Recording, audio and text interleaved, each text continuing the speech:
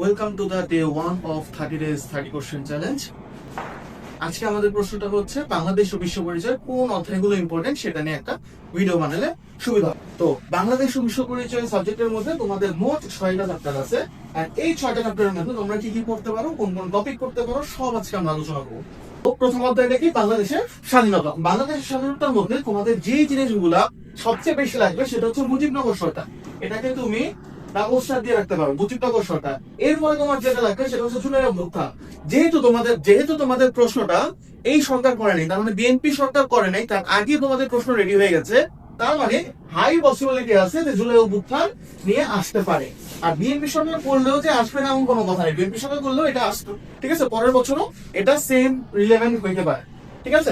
আচ্ছা, এবং মুক্তিযুদ্ধের ছাত্র নারীদের অবস্থান এইটাও দিয়ে দাও 2 স্টার, এটা দাও 5 স্টার। বিশ্ব জনমত, যে যুক্তরাষ্ট্র এখানে কি জনমত ছিল, তারপর ইন্ডিয়া আমাদের কি সাহায্য করেছে, রাশিয়া কি সাহায্য করেছে, এইগুলো, ঠিক আছে।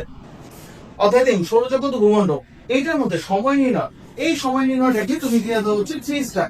কারণ তোমরা সায়েন্সের স্টুডেন্ট, তোমাদের ম্যাথ জিনিসটা খুব ভালো পারার কথা, তো ওই হিসাবে সময় নির্ণয়টা আসলে তোমরা অবশ্যই দিবা, ঠিক আছে। এরপর হচ্ছে তোমাদের জোয়ার ভাটা 2 স্টার, ঠিক আছে, এবং বোধ গ্রন্থের গঠনটা করে রাখো। তারপরে অধ্যায় 6 রাষ্ট্র নাগরিকতা ও আইন, রাষ্ট্র নাগরিকতা ও আইন। তো এই অধ্যায়ের মধ্যে তোমাদের রাষ্ট্রের মুখ্য এবং ঐচ্ছিক কাজ, রাষ্ট্রের মুখ্য এবং ঐচ্ছিক কাজ, এইটারে 3 স্টার দিয়ে রাখা, ঠিক আছে। আচ্ছা, আইনের বৈশিষ্ট্য আইনের বৈশিষ্ট্য এখানে দাও 1 স্টার, এবং রাষ্ট্রের উপাদান এটা দাও 2 স্টার।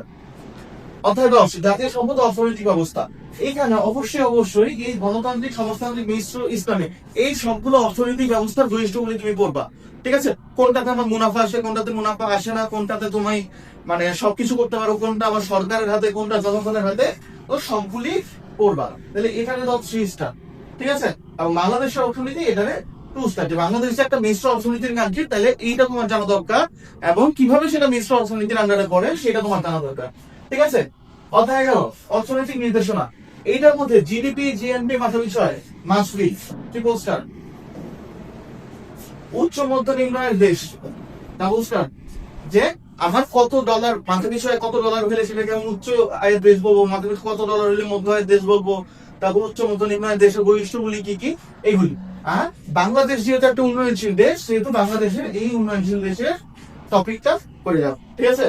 পরিবার কাঠামোর মধ্যে তোমার অবশ্যই গ্রাম ও শহরের পরিবার 3 স্টার, গ্রাম এবং শহরের পরিবার কি 3 স্টার। সামাজিক গঠন দাও 2 স্টার, আর পরিবারের প্রকার দাও 1 স্টার, কারণ পরিবারের প্রকার গুলো আমরা সবাই জানি। তাহলে এই হচ্ছে যে তোমাদের পুরো সমাজের কোন টপিক গুলি ইম্পর্টেন্ট। এখানে কিন্তু বই আমি অনেক টপিক বাদ দিয়ে আসছি, যে এখানে যেসব টপিক গুলো ইম্পর্টেন্ট আমি সেই সব টপিক গুলো তুলেছি, এবং এর ভিতরে যেগুলি তোমাদের পড়া উচিত সেগুলি তুলেছি। তাহলে বইয়ের থেকে আমরা অনেক টপিক বাদ দিয়ে আসছি, এবং যেগুলি এখানে আসছে সেগুলির মধ্যে আমি তোমাদেরকে বাছাই করে দিয়েছি।